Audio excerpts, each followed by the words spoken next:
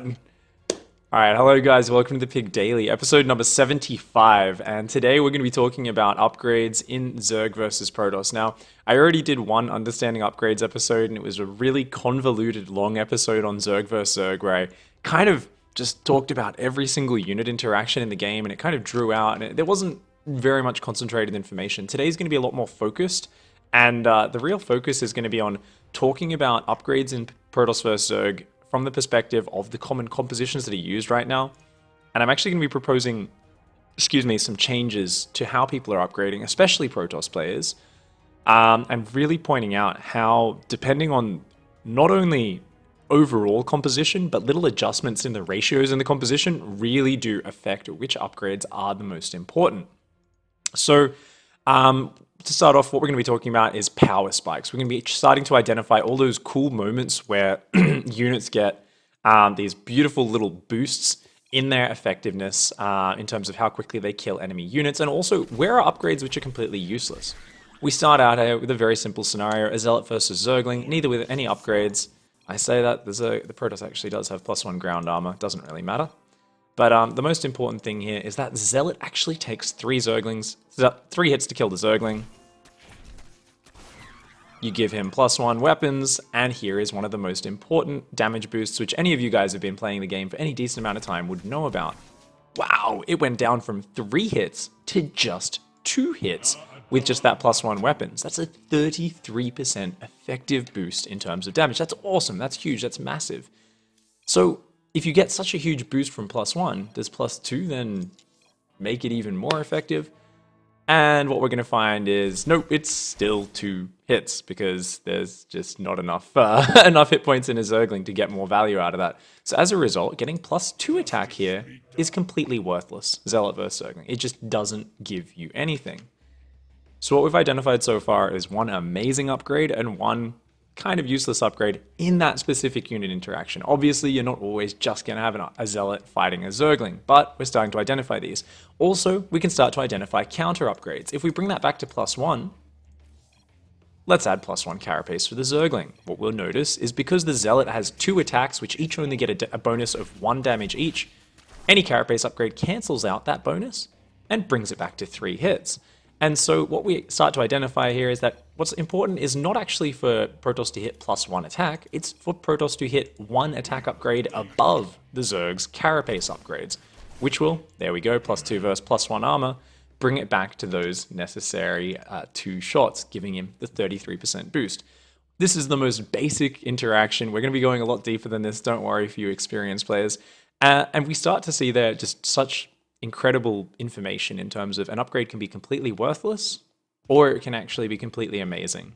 And especially at the moment where we're seeing a lot of Zergs, #1 skipping carapace, and a lot of Zergs focusing on Ling Bane, either just pure mass Ling Bane or Ling Bane Ravager, where really just Zerglings and Banelings are the core of their army, we start to see some interesting scenarios. So what I've been kind of thinking about here is, actually, because I think +1 attack is really the most important upgrade against Ling Bane, and it's mainly for these Zealots. A lot of people aren't really fighting them with Stalkers. Stalkers aren't great against Ling Bane. Adepts just fall off really hard once you get to big battles, because the Banelings just kill them if they're clumped up, and Adepts just don't attack fast enough, even with their glaives. So I've been thinking, well, surely armor upgrades are so much more important here against these units.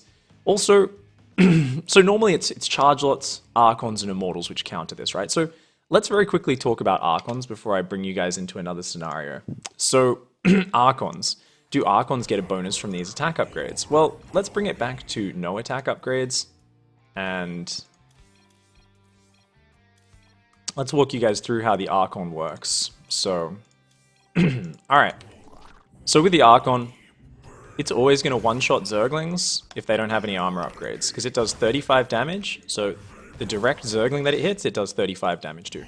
If they get +1 carapace, that brings them up to 35 hit points with a carapace, which means the Archon does need +1. So +1 attack is very important for the Archons if the Zerglings get any carapace upgrades. If not, they don't really need any attack upgrades, and they'll always get this one-shot kill on that target.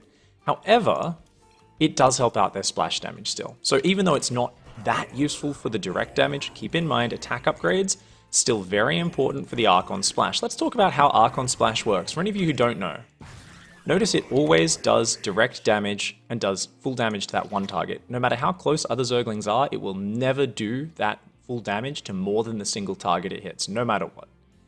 Just outside of that, actually that was a pretty bad shot to show you guys an example, so I'll show you one down here.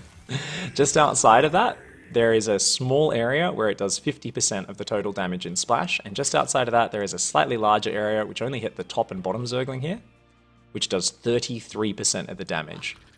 Which means you're doing 35 to the main target, 17.5 to the second targets just outside that, and you're doing about 11.5 to the targets just outside that. And obviously those damage points do go up with those upgrades. So you do get some nice Splash upgrades, upgrade advantages on Archons from attack upgrades. +1, +2, +3, it's always going to contribute to their splash damage, but it's not going to help the direct damage whatsoever, unless, like I said, +1 is there in case the Zerg gets a carapace upgrade.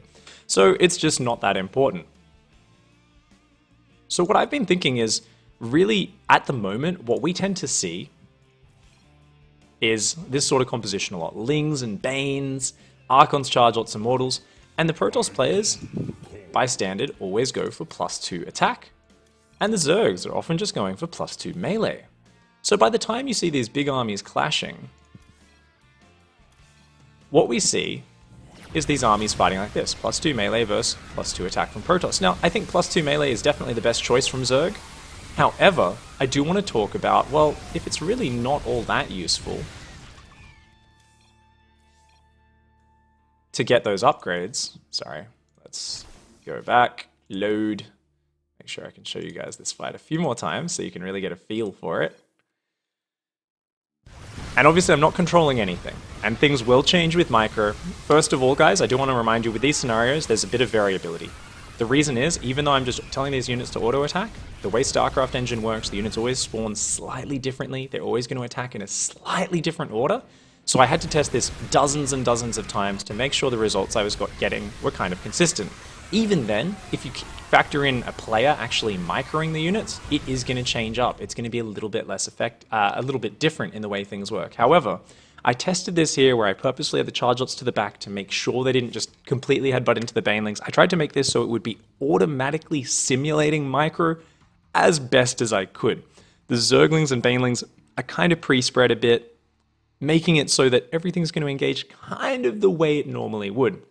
Now, what I actually found here, though, and what I was thinking is, like I said, if armor upgrades are more important, and really you only want that +1 to make sure that you're two-shotting the Zerglings with these Zealots, why not get rid of +2, just go +1 attack, and instead go +1 ground armor? And I ended up testing this many, many times, and what I found was, how can I record this? How can I record the average? And what I ended up doing was just recording how many units are usually left at the end of the fight for Protoss. Protoss almost always wins the battle. And we see here that there are usually a few more units for Protoss. I ended up actually writing down the results from five different scenarios with each type of upgrade. And what I actually came to was a total of 18 units survived across 5 games for Protoss when they were using +2 attack. However, when Protoss here had the +1 armor and +1 attack, skipping out on that +2 attack, the Protoss actually survived with 43 units in total over those 5 games. The Protoss units, when they had the ground armor rather than the +2 attack, were more than doubly as effective across those games. And that's actually massive, and that's something which is really big. And it just makes perfect sense, because mathematically, the only advantage you're getting here with this sort of unit composition is the splash damage from the Archons. A few Archons mixed in there doing a little bit more splash damage it's nice, but when you've got mainly Immortals and Chargelots tanking against Zerglings, it makes a massive difference, because Zerglings do small increments of damage, and the thing is, their upgrades are insane. Each upgrade is like, bam, 20% damage and so on. So each armor upgrade, or even potentially plasma shield upgrade you get, is essentially knocking an upgrade off those Zerglings. It's knocking about 20% off the Zerglings' damage, which is massive. This is really important, because otherwise, often the Banelings just force the Protoss units to spread out, the Zerglings surround the units and just start killing them very quickly. So I also decided to test out shields. I said, well, what if instead of ground armor you get shields? That's going to help all your units a little bit, but it's also going to help those Archons. Those Archons don't really help, don't really get any aid from ground armor. So I tested it out with shields as well, and I said, well, there's only 4 Archons and 4 Immortals in this composition, so with only 4 Archons in there, is shields really going to be worthwhile?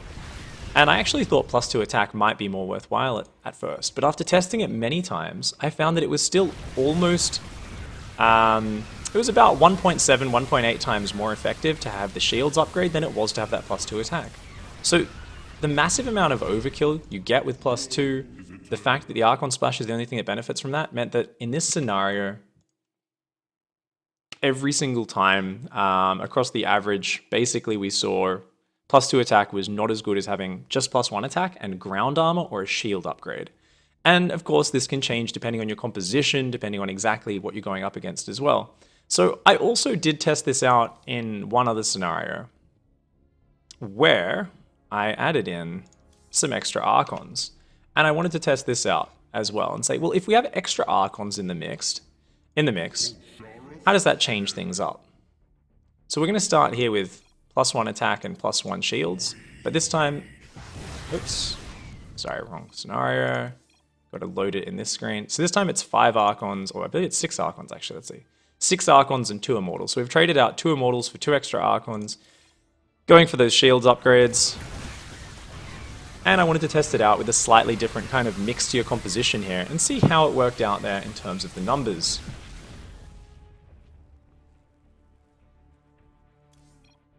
After testing it many, many times, I found that with shields, 49 units survived over 4 tests. Well, kind of not really telling us something we didn't know. Archons rock against Ling Bane. They're pretty damn good against Ling Bane, right?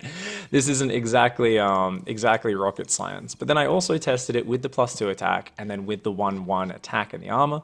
So I'll show you guys, this is with the attack upgrades, which once again, so +2 attack versus the +2 melee. And this was, once again, the lowest performing result. Across 5 tests, a total of 37 units survived, whereas when I did it with 1/1 ground, 39 units survived. So the ground upgrades were still, even when there was only 2 Immortals and 10 Chargelets in the mix, the ground armor upgrades still ended up being slightly better than having that extra splash damage on the Archons with +2. But the shield upgrade, when you get the higher Archon count, just proliferates. It becomes amazing. It is actually incredible at absorbing those Zergling and Baneling hits. So that's actually really awesome. And this was something I got really excited by and I just found very entertaining. So it was cool because I was thinking like, is this actually going to work out? And it definitely did. So let's talk about this though. Would all of this perform the same with micro against real players? Let's think about it theoretically. Well, I can't say for sure it would be exactly the same. It definitely wouldn't. Every in-game scenario is different based on so many slight things.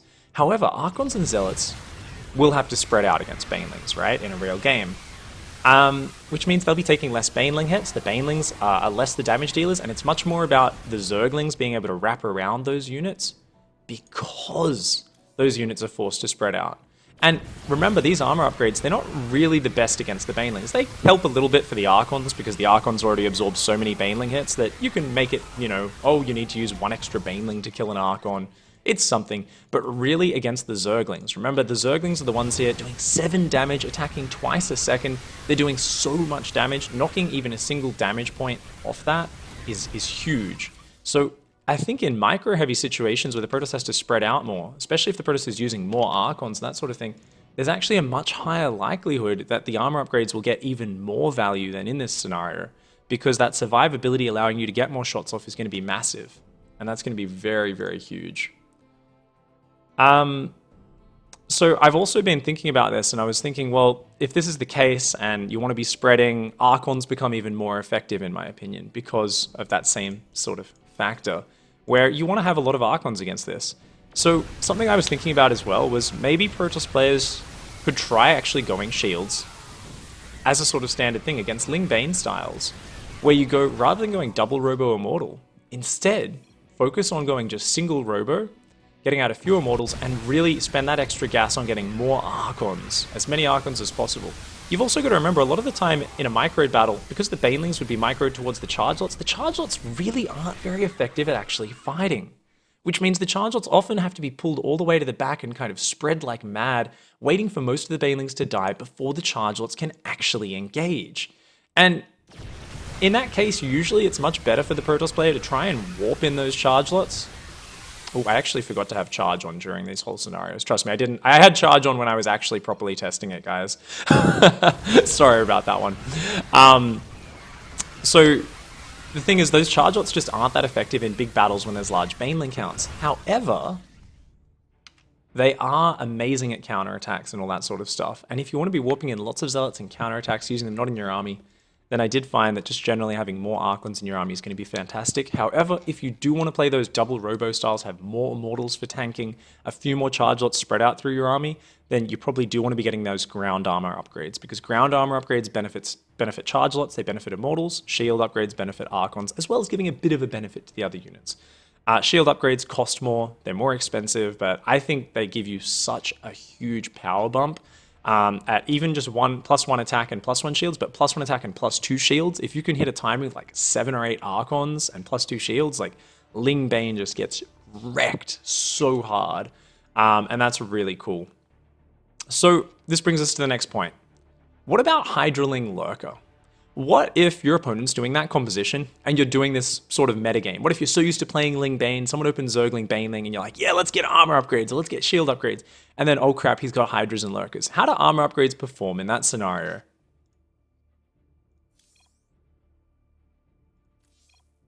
So I've set up a little scenario here and I tested this about 1,000 times. This one was a bit harder to test because normally I just tell the two sides to attack from a bit of an average pre-spread and I can test it over and over again. However, in this scenario, because the Hydra Lurker obviously has to wait to absorb the attack and only then A-move, I need to actually manually A-move these units into each other, and I make sure I always click the A-move in the exact same place, wait for the Protoss to fully engage, and then A-move the Zerg back into him.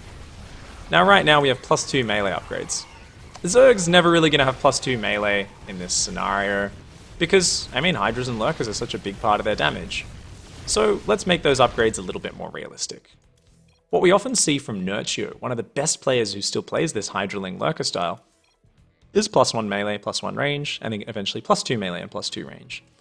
So this is against +2 attack, the most generic upgrades from the Protoss. And let's load that proper save. There we go. Alright, so this is going to be that sort of scenario. Now, Protoss is meant to usually win this scenario. With +2 attack here, after many tests, there was a total, after 5 tests, of 22 units that survived. Usually would survive with about 4, 5, 6 units. It varied a little bit. There was one time where he survived with only 2 units. But, oops. What about if we give them 1-1 instead? How does that armor upgrade fare in this scenario against the Lurkers? And what I found here is it didn't actually perform as well as +2. In this scenario, against this composition, those attack upgrades from Protoss are a lot more important. Only 15 units survived rather than 22, about 25% less effective, compared to having that +2 attack. I also then tested it with shields across 5 games. And I said, how's that going to perform? And once again, not as effective. A little bit more effective than 1-1. Shields does generally seem to be a pretty fantastic upgrade, as it does benefit all of your units. Which is, you know, making up for the fact that it costs a lot more to upgrade. We see here shields still not as effective. Those Protoss units tended to, you know, even lost one of the engagements in the tests that I ran. So they weren't doing as fantastically as they might have liked. What's causing this? What's making this happen? Why are the attack upgrades more important against this composition? And that brings us back to those important things of identifying the power points, those power spikes units have, where overkill allows you to, bam, suddenly get an amazing boost of damage with a certain upgrade. So let's keep watching these engagements, and I will talk you guys through a few of those power spikes. So, The most important ones are Zealots. When they have +2 attack, they will actually 4-shot Hydralisks rather than 5-shot them. They get a sudden 20% boost to their damage, whereas with +1 against Hydras, it makes absolutely no difference. They're still going to take 5 shots to kill them. So that's actually really big. Let's go back and give those +2, as +2, as I said, was the best performing upgrades against this composition. Not only that, against Hydras also, Archons, when they have +2, they do over 40 damage, which allows them to 2-shot the 80 hit point Hydralisks rather than 3-shot them. Ooh, that's a 33% boost in effectiveness for those Archons against those Lurkers. That's a big one. That's a really big one. So the Zealots and the Archons are way more effective against the Hydralisks with this +2 upgrade. Immortals don't really care about the upgrades here. And the only important upgrade against the Lurkers is that +1 attack, because it allows Archons to go down from 6 attacks to kill a Lurker down to 5, and it allows Immortals to go down from 5 shots to 4 shots. So you get big, about 20% bonuses for Archons and Immortals for having +1. Yet again solidifying this one idea that +1 attack for Protoss in Protoss vs Zerg is the most important upgrade almost no matter what the composition is. Like, it's just such a damn good upgrade, especially against Ling Hydra Lurker, against Lurkers, sorry. +2 becomes fantastic here against Ling Hydra, because the Hydras go down a lot easier, but against just the Zerglings, the armor upgrades are a lot more important. Also, keep in mind, Lurkers here get +2 damage and upgrade, and they do a much bigger amount of damage. So having a single extra armor point from a shield or an armor upgrade is not as effective. Losing out on those big damage spikes does make a really big difference. However, I was like, okay, well let's think of this in one more scenario. How can I change this up and really test out this idea? And I tested it a lot of different ways. This ended up being how I tested it. What I did was I traded out 5 Hydralisks in this save for an extra 20 Zerglings. Otherwise, it's the exact same scenario. And I said, all right, let's test it out now and see, does this change the effectiveness of those upgrades? Does it actually change which upgrades Protoss should go if the Zerg is a little bit Zergling heavier? Essentially, what I found across testing it once again many times was, we see here, suddenly those Zerglings shrek through this army. Remember, this is with +2 attack. +2 attack, just not that important against heavier Zerglings. It's only important against the heavier Hydras. And already we start to see just a big change up from Protoss always winning the fight to Protoss actually lost the fight 3 out of 5 tests in this with this upgrade scenario. I then, of course, tested it with +1/1, and then also with shields to give the full gamut of tests. So with 1/1 upgrades for Protoss, it had the best performance against these Zerglings, where there was an average, across 5 games, there was a total of 13 Protoss units that survived. Even though there was always 1 or 2 scenarios where they still lost the fight. This is the rare scenario, where just due to the way the units engaged, the Protoss units lost, despite having those 1/1 upgrades. And finally, I also tested it with shields, which was slightly better performing than +2. Across 5 games, 9 Protoss units survived. This time it looks like Protoss will end up just barely managing to make his way through here with just 2 units surviving. But like I said, averages are what we're all about. Not every fight is perfect. Not every perfect fight shows the exact same thing, which is why I needed to test this hundreds of times. You guys can see the game timer down here. Yeah, I actually spent another full day with about 4 hours in the unit tester for this episode, so yeah, I have a life. I definitely didn't spend 9 hours in a unit tester exploring this stuff. Yeah. I'm a sad human. But this was actually really exciting to me. I'm just such a nerd for this stuff, and I really feel like it's interesting because we're not seeing armor upgrades or plasma shield upgrades ever at the pro level for Protoss players, and yet what we're finding here is that really any Zergling heavier comp, even if it's Ling Hydra, armor upgrades perform a lot better. Also, I can change up the Zerg upgrades here. So this episode isn't just about the Protoss upgrades. I'm talking about the Protoss upgrades. Now, I guess I should stop and just say very quickly, why am I talking about the Protoss upgrades and not the Zerg upgrades more? The reason is the Zerg upgrades are generally from smaller units doing smaller increments of damage. Zerglings doing 5 damage a hit, Hydras doing like 12 damage a hit, and as a result, there's not a lot of overkill. What you usually see with these Zerg attack upgrades is a gradual increase in effectiveness, and there's very little overkill, because if you hit a unit and you overkill with a Zergling, you're going to get a maximum of like 4 or 5 excess damage. Who cares? It's tiny. It doesn't matter. Whereas you overkill with an Archon and you're doing an extra 40 damage, which didn't need to be done to that unit, it suddenly actually matters. So with Zerg, your upgrades give you a much more sort of linear improvement where every upgrade helps you out. Whereas with Protoss, it's a little bit different. You need to be a lot more intelligent. Against these small Zerg units, you're overkilling massively with your big amounts of damage, and you need to be much smarter with which upgrades are actually the most important for the scenario. For Zerg, it's simply, well, let's just get upgrades that help. However, in this scenario, this is actually an interesting one, right? Because it is this Ling Hydra Lurker, and, well, I've gone 1 melee, 1 range. But let's go back to that previous scenario. Remember, in the previous scenario, it was Hydras, Lurkers, and Zerglings versus Charger, Archon, Immortal. And I did this with +2 was the best performing in this scenario where there was a pretty heavy Hydra count. But what if we changed the Zerg upgrades? What if instead of melee, we started a fast range upgrade and we actually had +2 range finished by now? How does that change things? Is that more effective with this composition? What about from the Zerg side? Do you want to have melee for these Zerglings, or do you just want to have... Actually, sorry, wrong scenario. I changed the upgrades, but I've got to actually load the game again, because it preloaded when I clicked start. There we go. So I've got +2 range on these Zerg units.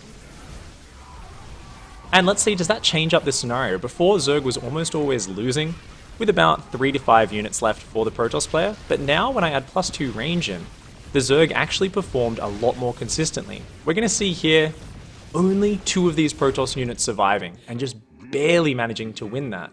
But when I tested this out, and I can show you one more time, half the time the Zerg would actually just suddenly crush this engagement, simply because they've got that +2 range. So whenever you've got a good Hydra count, a good Lurker count, obviously those range upgrades become a lot more important than those melee upgrades. Even when you've got the heavier Zergling count, I found that having extra range upgrades is often very similar performing to having the extra Zergling upgrades. It is a little bit dependent though, not necessarily on your Hydra to Lurker ratio, but I actually found it's a little bit more dependent on the Protoss upgrades. If the Protoss has armor upgrades, having the extra Zerglings, like the melee upgrades just don't help them as much, and you just want to have range upgrades, because the range upgrades, like I was saying before, care a little bit less, especially the Lurker damage cares less about upgrades, because you're getting +2 or +3 per attack from your upgrades, whereas each armor upgrade or plasma shield blocks only 1 damage. So the bigger units that deal more damage care less about 1 extra armor point. Whereas the Zerglings, if you've put more focus on them, more upgrades into them, the higher Zergling count, it just doesn't perform as well versus those higher armor upgrades. So the conclusion I came to here, and this is something which obviously I kind of went in thinking might be the case, was, well, if your opponent goes armor upgrades, you want more Hydras, more Lurkers, and you want to have those range upgrades. If your opponent has more attack upgrades, you actually want to have more Zerglings, because past +1, those attack upgrades become very superfluous for actually clearing out Zerglings, and you can start to have a mix of melee and range upgrades so that you can kind of have that nice mix. And that's something where we can see why Nurtio starts to do this in his games. We always see Nurtio going melee and range, ignores Carapace, and he says, well, this way, you go too high on the attack upgrades, so you shred Hydras, I just have more Zerglings in the mix. If you go too high on the armor upgrades, well, I just have more Hydras and Lurkers, and I have so much range damage that it's really hard for you to actually engage into this. So you end up with this mix where you can add more Zerglings and more melee upgrades if players are tending to go for those attack upgrades. If players are tending to go for the armor upgrades, more Hydras, more Lurkers, and more of a focus on those range upgrades. So guys, this brings us to the end of part 1 of today's daily. I'm going to go through part 2, where I'm going to talk about more of these other PowerPoints and interactions in terms of how the units line up. But I wanted to split this because that is the conclusion to my first part of the episode, which I think is the most interesting and exciting part. Part 2 is also very valid and very interesting, but part 1 there, it's all about, wait a second, if if there's so much overkill and Zerglings really are such a key part of so many styles, I really do think Protoss players, especially against Lingbane, should be going more Plasma Shields, more armor, only getting +1 attack. This is something I really want to see professional Protoss players doing, and I think the fact that they haven't done it already is either because maybe I'm missing a really key point where, due to the way the micro works, it's just not that important, or maybe the players simply haven't spent 9 hours in a unit tester like me and figured out that it actually performs surprisingly consistently against those Lingbane compositions. I would love to see people trying out single robotics, more Archon-focused Plasma Shield upgrade play after you get that +1 weapons as well. I think this will be huge. Focus on using those Warp Prisms with charge lots to counterattack rather than fighting in the main engagements, because the charge lots usually just don't help that much there against Banelings. Archons really are the key to defeating Lingbane styles. Of course, Storm can be great as well.